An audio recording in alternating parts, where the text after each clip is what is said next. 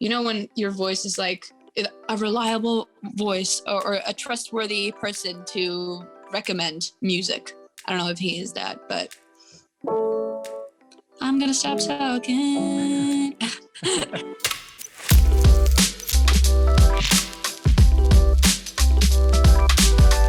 Hi, I'm Andrew Trendle. You're watching NME, and we're here with Girl in Red. Hey, Andrew. Hey, Marie. How you doing? I'm good. I just got home from my dog walk, and I got some iced latte and some snacks, and I'm just living the simple life. Simple. Well, last time we spoke, I don't think you had a dog. I think you were like craving a dog. How's dog life going? Actually, last time we spoke was during Christmas, and I did have a dog then. Oh shit! Sorry. But dog life has gotten pretty. I mean, it's really good. Like, I used to be really stressed. Now I'm not. You know, sometimes I am, but she's a sweetheart. I love her. So what's her name? Luna. That's a beautiful name. Yeah, so good. I didn't name her though, but you know, credits to the other owners. Well, we're finally here. The time has come to release your debut album proper. If I Could Make It Go Quiet. How's that feel? It's exciting and scary and stuff. Yeah, I'm scared. But yeah, we'll see how it goes. I'm excited also. I'm not just scared, but I am just like, I don't even know what to feel anymore. And do you think you benefited much from like recording the rest of the records like in isolation with no other distractions, like hidden from the rest of the world? I don't know, really. I feel like that part is what made it extra draining because I don't know. I mean, like being in the studio is inherently isolating. Like you don't really know that you're in a pandemic when you're in a studio because like you're already in a box with no light and it's just dark. So I don't know really how it has affected anything really. I think, well, it was kind of like, it was a little bit draining to be in the studio every single day from like 9 a.m. till like 6 p.m. and then like go home and not be able to even like go out for a little cold one with the boys, you know? So I don't know. It was a long journey and I was alone a lot. And at the end of it, I was like, really, I just need to finish this now because I don't feel like I have a lot left in me. I felt like I was never going to be able to finish this record for a second, but you know, I had to, and I wanted to, but at some points it did feel like I had to. Well, you could have done a Kanye and just like kept tweaking it, like changing this verse, adding a new verse, like for the rest of the time. But I guess you have to let go eventually, right? I mean, I'm not Kanye West, so I couldn't do that. But I've been listening, well, for the last sort of year or so, I've been listening to Beginnings on vinyl a lot. And, you know, for those who don't know, that's sort of like a best of Girl in Red so far, right? Like chapter 1, chapter 2, Girl in Red, the greatest hits kind of thing. Well, yes, except like I don't have, but it's more like a little drawing a line under those two EPs and like putting them together in like an LP, like an album kind of vibe format. And yeah, I have a bunch of them right here. It's pretty. I thought it was like a good idea to put them together because they kind of feel like they're from the same era, if that makes sense. But that's just it. I mean, like for most artists, that would be like their like solid debut album. Like This Is Me, but it is fucking awesome. But what in your mind was telling you that like this isn't the kind of debut album statement I want to make? I've got something else inside me. I don't know. I feel like I've just grown a lot musically. Like everything that's on like the Beginnings vinyl, like chapter 1, chapter 2 is very like stuff from 2018, like very, very early 2019. And yeah, it just felt like I had, like, this wasn't it. Like, this is just me sort of like getting to know myself as a musician and getting to know myself as a producer and like, what role do I have in making my music and like, who am I making my music? And so for me, like, I didn't want to rush into just being like, yeah, someone heard my songs. Fuck, I got to make a debut album. Like I was just like, okay, I just need to figure this like out, and I'm so happy about like taking my time, sort of like, and being more comfortable in sort of my producer role and my songwriter role. And yeah, so I just feel like I didn't see those things as an album. And but when I started getting album ideas, I was like, oh, this could fit in like another body of work, and I see this sounding different, and I hear this sounding different. So yeah, I just had more in me. I remember when you played me a demo for You Stupid Bitch, and holy shit, that is massive. Yeah, that track is gonna go hard live. It's like the production and the scale of it is pretty huge. I mean, this doesn't feel as much like kind of bedroom pop. It's just kind of like, this is more like Hollywood, huge, like large scale. I mean, would you say you were trying to move away from that kind of like lo-fi bedroom pop label that you got given? Yeah, well, like I haven't like deliberately been like, okay, I'm gonna move away from this, but like it's like creating it. But now I'm kind of like, this is inherently moving away from that kind of sort of label I've been given, if that makes sense. So like I didn't go into this album being like, okay, let's stray away from like my previous stuff. It's been more like, this is who I am now, and I don't make that type of sounding music anymore. And like I could, but like I made that music at that time because that was what I was able to do, and that was the shit I was hearing in my head. And now I don't, and I'm just kind of like going with the flow. But yeah, I feel like it sounds a lot bigger, and it just feels like it could be on like one of those bigger Hollywood stages. But all part of a journey. Like, this is just the beginning, in my opinion. I mean, when they make Girl in Red the movie, I mean, it would feel like this should be in a movie. That is huge. I'm going to see you play that on stage with the Grammys with like a 12-piece orchestra. That sounds amazing. Yeah. That would, that's kind of like, I thought that would be, that it's interesting to have that there, because like no one really knows me as like someone who would make that type of music. You know what I mean? But like, I can, and that's what I feel like I'm trying to like say on this album. Like, I can do this, and like I don't have to be this like be put in a box. And I think I feel like that's really inspiring. Like I inspire myself by just thinking about that. So, but yeah, the string quartet or like a form. Sorry, I just burped the coffee. Great.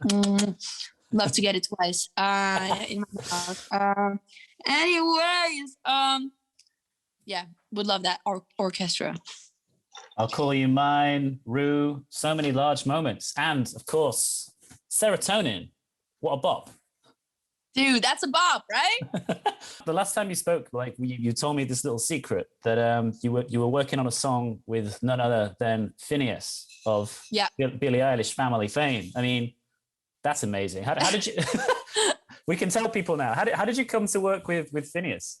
I started writing this song in my bedroom in Horton. I was like, oh, there's something interesting here. Like, why? Like, I have some trap beats in here, and started out as a TikTok.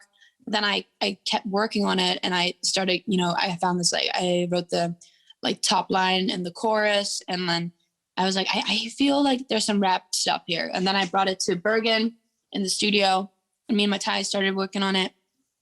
And then we found this really cool direction for it, with like this rap, like kind of like drop into this more like rappy thing. But then like we stagnated. Like we were like, okay, wait, we were kind of losing track of like, where do we want to take this? Like a big chorus at first. I was like, I kind of just want to have like a vibe. And so we were kind of all over the place. I felt like I needed I felt like I think we need like a third person in here to sort of like with fresh ears and kind of like maybe like a fresh take on it. And it ended up being Phineas. We sent the track to him, and he really liked that rappy part, and he made it the rappy part he gave it some extra energy. And yeah, and he came like with some weird suggestions to keep like the mumbly rambly part that's like like right before the first chorus or like second kind of chorus. So yeah, that's kind of like how it came about. And we just did a few Zoom calls and just chatted about the track. And he just said he was a huge fan. And obviously I'm a huge fan as well. And yeah, it was really cool. I wouldn't be doing my job if I didn't ask if Billie heard it and got in touch. She did hear it. Billie said it was that, like, Billie said that the lyrics were bonkers. And I that's insane.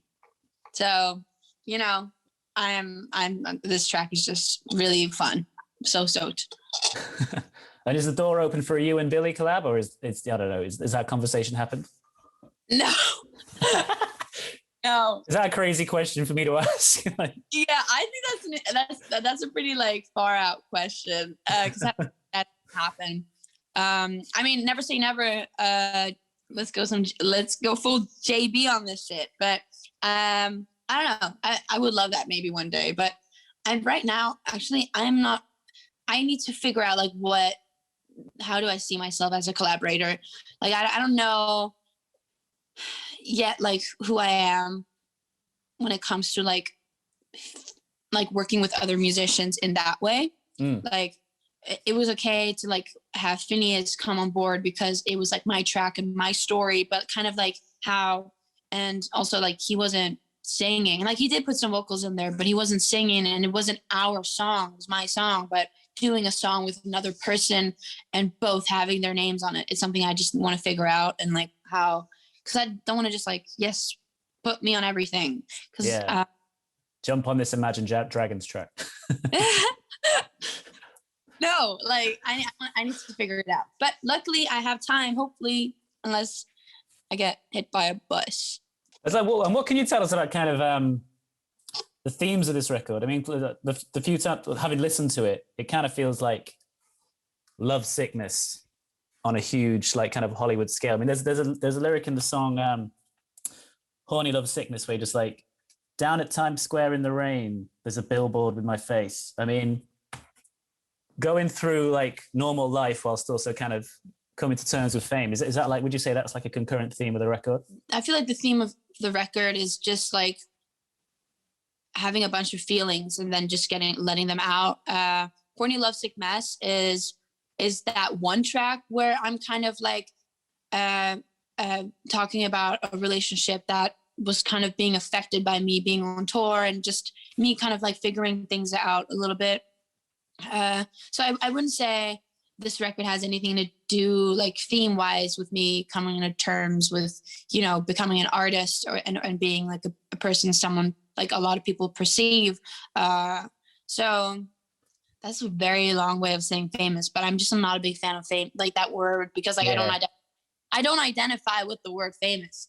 So I would say the themes are like, I'm diving a little bit deeper into my mental health and kind of like, also, I feel like I'm kind of fighting a little bit against myself here because I'm very aware that the way that I'm treating myself and the way that I'm talking down to myself isn't good. So I'm kind of like, I don't know. I feel like it's weirdly positive, even though, you know, like even like I'll Call You Mine is this like huge sort of summary track, but it's really about like never thinking anything's good is going to last in my life.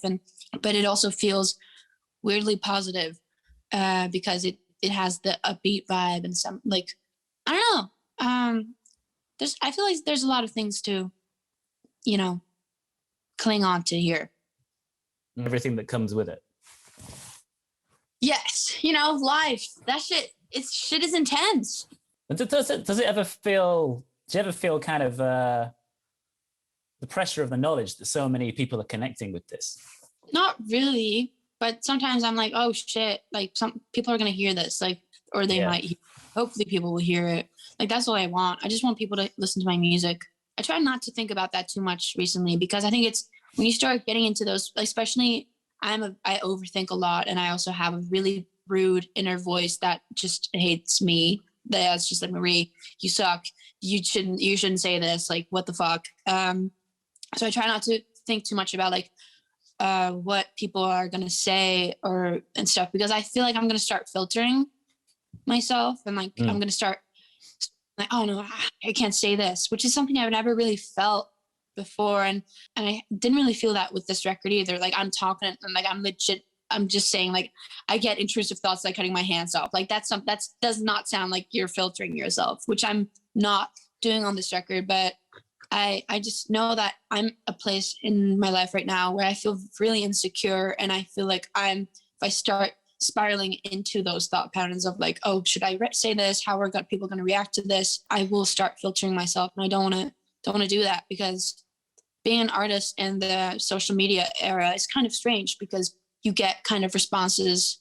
I feel like people have a difficulty differentiating the artist and the art sometimes, and it's just like, and I mean that's like inherently like a very reoccurring question though, like, you know, Picasso, like he did some weird shit, like should we still be promoting his art, you know what I mean?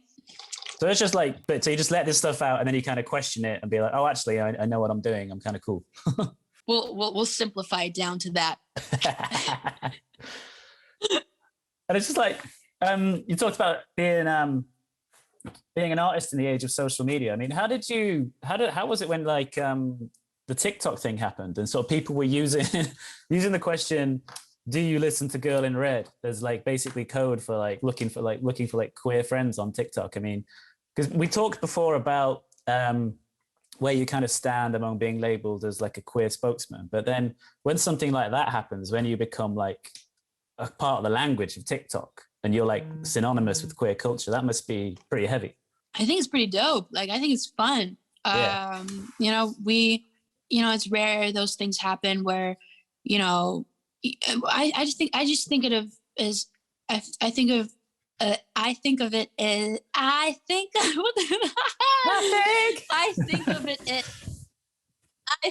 of it as really cool because it's rare that art can kind of like affect culture in that way. And I mean that's everyone's dream, like they want to affect and culture and make like an impact. So I feel like that's really what I've done there. And also we put up, you know, you might have seen all the posters and stuff we put up all around the world. And yeah, I just felt like it was really cool to take this TikTok culture thing and make it into real life and make it like put it in real life and make it tangible and for people to see it in real life and meet people. Like people were like stood hanging outside, like hanging outside the posters, like like it looks like it would people standing in a line for a concert, you know what I mean? And that was really cool seeing and during a time when like no one really ever does that because there are no shows and I mean there are some shows like Australia, the fuck. Yeah, so you kind of like you made your own kind of culture and family around a moment. That's pretty cool. Yeah, I mean I thought it was a good time. Never forget, do listen to Girl in Red. Now what's really fun now is Jojo Siwa came out as a part of the LGBTQ plus community. I don't know what she identifies as, but what's really fun is that now people are like, do you listen to Jojo Siwa? Which I think is really cool because now it's kind of like it's counterculture. Like it's being like built, like people know, do you listen to Jojo Siwa, what it means because it came from another place. And I think that's just so cool. So I love the comment sections though. Everyone's like, oh, this Girl in Red is crying now and Girl in Red lost her job. Just to clarify, Girl in Red is cool with with like passing the baton on. Girl in Red's not sad to have lost her job. This is all Girl in Red does not feel sad she's lost her job. You know, my job is making music and I'm still doing it, so I'm good. How is your TikTok career going? Because I think we spoke just as lockdown was started, you were just starting to get into it. I mean, yeah. I mean, when lockdown started, I made a TikTok about but what I really wish I put one of my first TikToks out a little bit later than I did because everyone was like, oh, like the pandemic wasn't as like global yet. It was just like it was becoming a thing in Norway. So I made a song that was like, wishy, pandemic, stay inside, you little bitch. And I feel like that would have would have gotten a little bit more exposure if I just put it out a little bit later. But fuck, can't think about the things that the TikTok that got away. Can't think about that. But yeah, I mean, I don't post a lot on TikTok. I just post when I experience something fun or just something happens. But I'm mostly just like I'm just watching, mostly just scrolling. I love watching TikToks. It's like, sorry, I'm making a lot of squeaky sounds on this piano chair. It's not me farting, I promise. We'll edit that bit out, don't worry. Just so it's you fine. Fine. I think the TikTok career is it's there, but I'm not doing too much. What do you tend to go for on TikTok? What are you after? I'm in there for like lighthearted fun. I just want to see some fun shit. I go on there to get some dopamine, It's a drug. You just scroll. That was me sniffing cocaine and but doing it scrolling. Yeah. Breathe it in. Do cocaine. Tried it yet. And I'm never gonna try it, even though I said yet, but I'm not. You did a tweet last week. You were just like, hey, wow, shit, Twitter really exists. Like you don't have time for Twitter. It's just purely Insta and TikTok, right? And you don't even have a Facebook. I think I'm not sure, but I'm not sure. We had some Facebook issues, but we might have a Facebook now. Me and my team has a Facebook, but you and Luna. Yeah, me and Luna, my entire invisible band and Luna.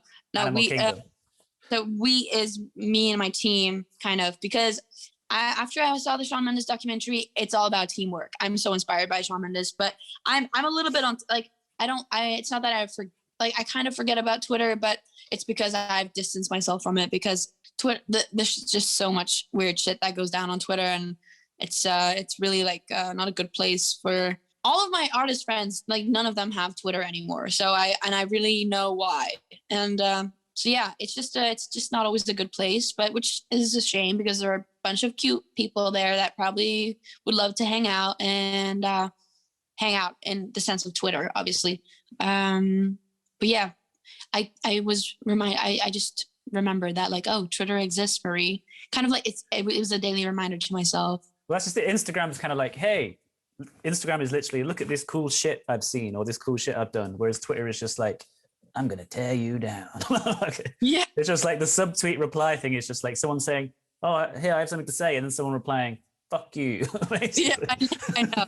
It's the energy there is very, I mean, what's like social media and like the internet is just such a weird place because it's like a big classroom with a bunch of people just put together, and sometimes people get along, sometimes they don't, and it's kind of like the entire world and a bunch of different cultures just like in like a melting pot. And it's it's so easy to get misunderstood because we all have different backgrounds, and that word means something to me and it doesn't mean that to you because you have a different understanding of that word. And so it's just like it's a very confusing place to exist in.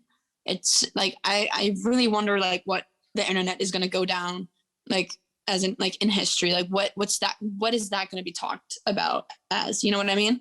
In terms of like social media, your connection to the fans and how people perceive the music, I was wondering if you had a thought about how it helps you connect to fans. I read this recent there's a piece on The Guardian where it talks about the Do You Listen to Girl in Red thing, and Conan Gray, legend, said this thing about social media where he says there is more acceptance for intimate, true music because we as a generation accept that humans need to feel in order to be alive. I mean, that's a beautiful quote for a start. Thanks, Conan. But do you think that kind of social media and the generation who have kind of grown quite savvy of it now expect that kind of intimacy? And that kind of connects to your music because your music couldn't be like much more honest or like explicit about how you're feeling about what you want to do. Do you think that social media's kind of opened the door for a lot of fans to engage with that and understand it more? I actually thought about this. I thought about that this morning because I was just like on Instagram, and then I saw this account, and it was just and I just scrolled down. I was just like kind of in like a stalker mode, but I was just scrolling down on their Instagram, and then I saw like I think I like ended like they hadn't posted that much, but like so it didn't take that long. Just let me preface that. But I ended up in like 2016 on this account, right? This person had so many likes in 2016, and then they have put out the same type of content for 5 years ish, and now their engagement is just far less. And I feel like, and I was like, why is that? Like, the content is the same, but the engagement is just like not the same. And I think that's because what you're saying is that my like Gen Z kind of crave and also kind of expect more honesty and intimacy, and also like a rawness. Like no one, I feel like at least in my like sort of like friend bubble, and like no one really gives a shit about like fancy, like you can like no one cares about that like the fancy shit anymore, you know what I mean? Like no one connects with fancy music. Like no, like I feel like there's like an increasing amount of people not connecting to too polished, too like fancy. And when I say fancy, I just mean like it's just so constructed and planned, and you just don't feel connected to it. Because and also feel it's like that because of the like we're just being so like the world is so saturated with like content right now. To even care about anything nowadays, you need to connect with it, because like no one has the attention span or even like the emotional capacity to invest in things that they don't truly believe in. At least that's what I'm also like. I feel like I'm seeing this in my friends, and I'm seeing it in myself.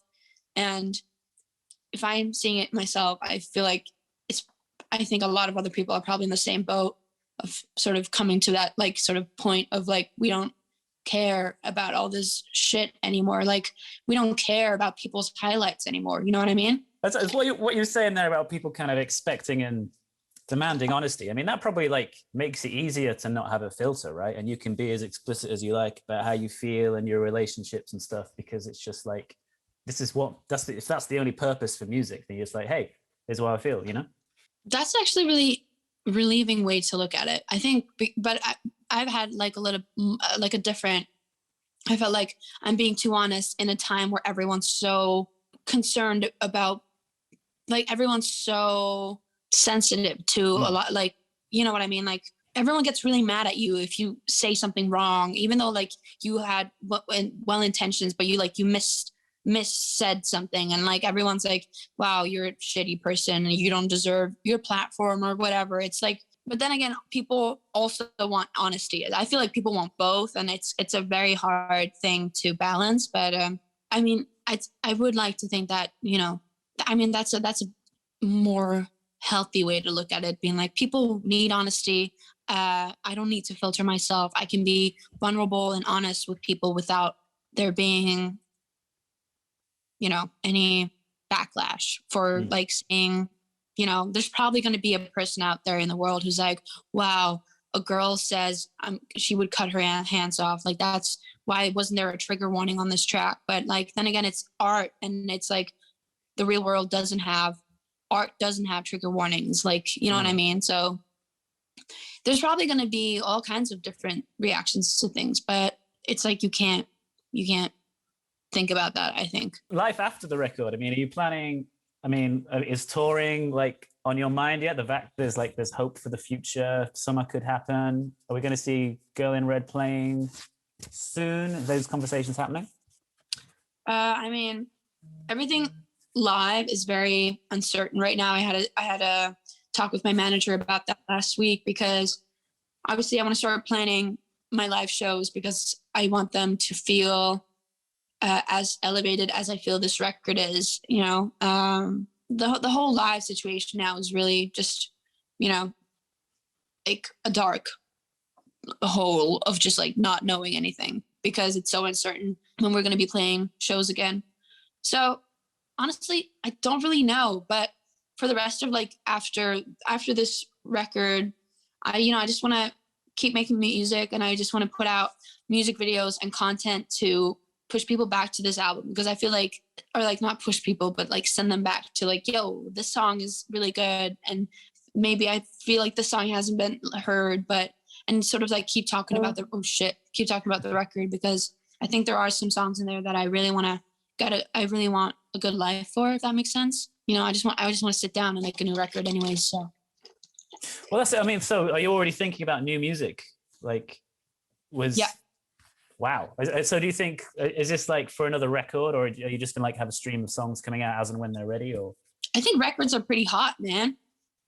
Records are sexy. Like, I just want to putting out a record is such like a big statement piece nowadays. Like, you got to have something that's worthwhile checking out. And I'm low-key tired of singles. Like, I am tired of just getting a song here and there. It's like, I just want to get a body of work from someone. You know what I mean? And I want to be that person who puts that out, because whatever, like, my way of thinking at least is like, whatever I want that I'm not getting, I want to give that to others. If I'm making some merch, I don't want to put out some merch I wouldn't wear myself. So like, I want to give someone something I would wear. You know what I mean? Like, anything in this project that I'm like the Girl in Red things, I only want to do shit that I would do.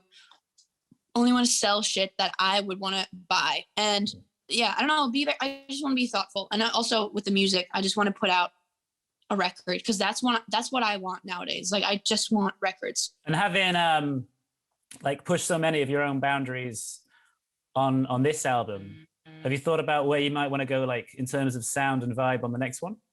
Yeah, I'm actually already like, I haven't listened to a lot of music recently, but oh, that's my dog. She's like, I'm tired of you talking in this language I definitely don't understand. Yeah, so I'm definitely, she's a crybaby. I am, yeah, sorry, here she is. Hey, Luna. That's a big dog right there. Yes, I haven't listened to a lot of music recently, but I found, I've been finding a lot of interesting music that really inspires me.